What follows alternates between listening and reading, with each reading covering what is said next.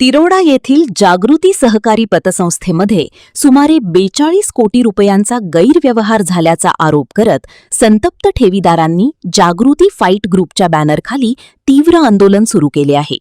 सन 2019-20च्या लेखापरीक्षणात हा घोटाळा उघडकीस आला होता. या प्रकरणी आमदार विजय रहांगडाले यांच्या भावासह तत्कालीन संचालकांनी नातेवाईकांच्या नावावर नियमबाह्य कोट्यवधींचे कर्ज उचलून अपहार केल्याचा आरोप आंदोलकांनी केला आहे. गेल्या 10 वर्षांपासून सामान्य ठेवीदारांना त्यांचे पैसे मिळालेले नाहीत.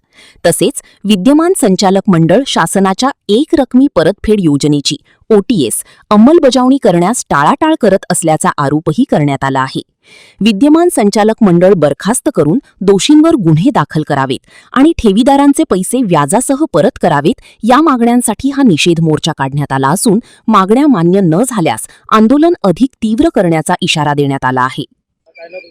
मी राजू चामट, जागृती सहकारी पतसंस्था येथील नियमित कर्जदार होतो आणि मागील संचालक मंडळ जो 19-20 मध्ये त्याच्यावर अनियमिततेचा टपका ठेवत मागील संचालक मंडळावर 88ची कारवाई करून अनेकांची पळापळी आणि अनेकांच्या घरावर जप्त्या सुद्धा आलेल्या होत्या.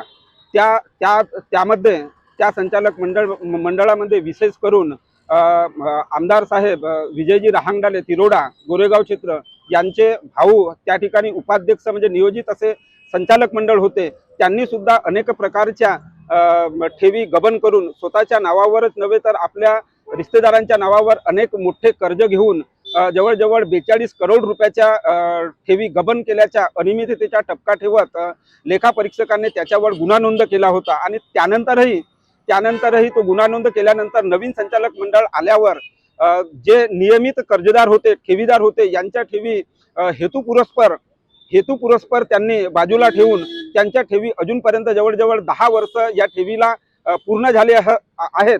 त्या ठेवी अजूनपर्यंत 1 रुपयाही मिळालेला नाही. त्यांच्या पै असा घामाचा पैसा ठेवीदारांचा अजूनपर्यंत मिळालेला नाही. अनेक प्रकारच्या तक्रारी आणि निवेदन आंदोलनं करून सुद्धा ही ठेवीदारांना ठेवी परत मिळत नाहीत. परंतु कर्जदारांना नाहक त्रास देण्याचा काम आणि अनेकांच्या घरावर जप्ती आणण्याचं काम हे अद्यावत संचालक मंडळ करत आहे. आणि त्यांच्या विरोधातच आज आम्ही इथे या ठिकाणी निषेध मोर्चा म्हणून या ठिकाणी आयोजित केलेलो आहोत. विशेष या निषेध मोर्चामध्ये आमच्या प्रमुख मागण्या अशा आहेत कारण की हे अद्यावत जे संचालक मंडळ आहे मागील 4 वर्षापासून संचालक मंडळ आहे, परंतु यांनी अशी कोणतीही ठोस कारवाई केली नाही. आम्ही 26 फेब्रुवारीला एक विशेष आमसभा बोलवून एकरकमी परतफेड योजना ही पारित केलेली आहे आणि ही शासनाची योजना असून सुद्धा मागील 4 महिन्यापासून आमच्या कोणत्याही ठेवीदारांना या एकरकमी परतफेड योजनेमध्ये समायोजन केलेलं नाही आणि नाहक ठेवीदारांना त्यांच्या घरावर जप्त्या आणून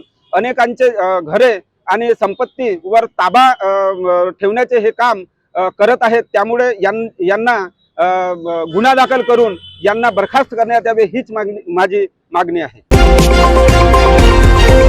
द स्टिंग ऑपरेशन न्यूज, सत्याचे दुसरे नाव, अन्यायावर लेखणीचा घाव.